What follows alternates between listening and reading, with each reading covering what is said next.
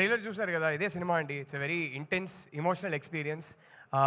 మీరు ఎప్పుడైనా మీ లైఫ్లో రిలేషన్షిప్లో ఉండేవారంటే, ఉన్నారంటే, లేకపోతే రిలేషన్షిప్కి ఒక ట్రై ఇద్దాం అని అనుకుంటున్నారంటే ఖచ్చితంగా ఈ సినిమాకి రిలేట్ అవుతారు. అమ్మాయిలైనా సరే, అబ్బాయిలైనా సరే, ఐ థింక్ మీ ఇద్దరికి చాలా టేక్అవేస్ ఉంటాయి సినిమాలోంచి. సో ట్రైలర్ ఏం ప్రామిస్ చేస్తుందో ఇదే సినిమా. వచ్చి చూడండి, రియల్గా ఉంటుంది, రూటెడ్గా ఉంటుంది, ఎమోషనల్గా ఉంటుంది, ఇంటెన్స్గా ఉంటుంది. అండ్ ఈరోజు కాదు, ప్రీ రిలీజ్ ఫంక్షన్లో మాట్లాడాలి, కానీ I would just like to thank my whole team starting from Arvind sir. వీళ్ళందరి వల్ల ఈ సినిమా ఇవాళ జరిగింది. అండ్ మీ అందరికీ నేను రిక్వెస్ట్ చేసుకుంటున్నది ఏంటంటే, ప్రతి డైరెక్టర్ చెప్పేదే, కానీ మేము అది ఫీల్ అవుతాం కాబట్టి చెప్తాం. మీ అందరి సపోర్ట్ కావాలి. ఎందుకంటే ట్రెండ్లో ఉన్నది, ఈ ఎలిమెంట్స్ ఉంటే సినిమా ఆడుతుంది, ఇదంతా పట్టించుకోకుండా ఒక కథ చెప్పాలని ఆనెస్ట్గా అందరు కలిసి దిగాము.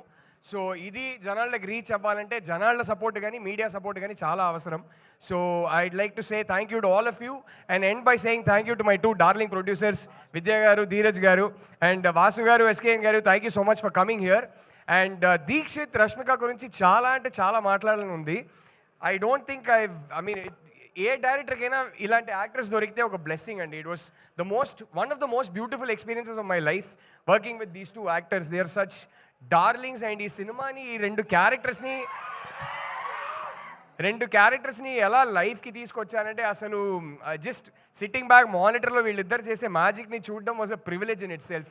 సో మీ అందరికన్నా ముందు ఫస్ట్ ఆడియన్స్ నేనే.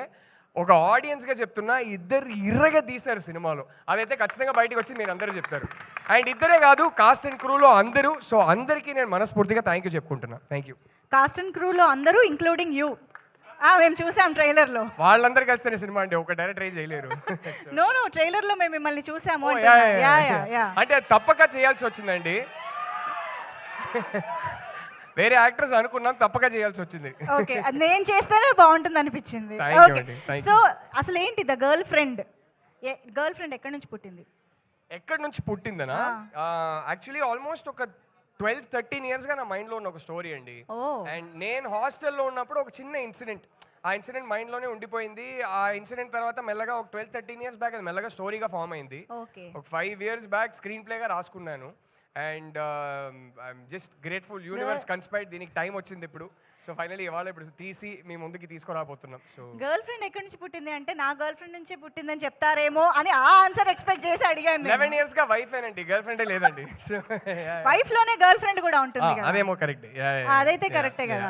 ఇంతకే బట్ యాక్చువల్లీ నేను చెప్పాలంటే, ఈ సినిమా కథతో నాకు నా వైఫ్ కన్నా లాంగర్ రిలేషన్షిప్. నా వైఫ్ ని కలిసే ముందు నా మైండ్ లో పుట్టిన కథ ఇది. సో అయితే ఈ girl friend is genuinely my girl friend. Okay, ముందు వైఫ్ కంటే ముందు వచ్చింది అనమాట. సో అయితే ఇది చాలా లాంగ్ రిలేషన్షిప్ కాబట్టి మా అందరికీ అంతే అద్భుతంగా ట్రాన్స్లేట్ చేశారని మేము నమ్ముతున్నాము. Thank you so much. Looking forward to watch the film. Thank you so much Rahul గారు.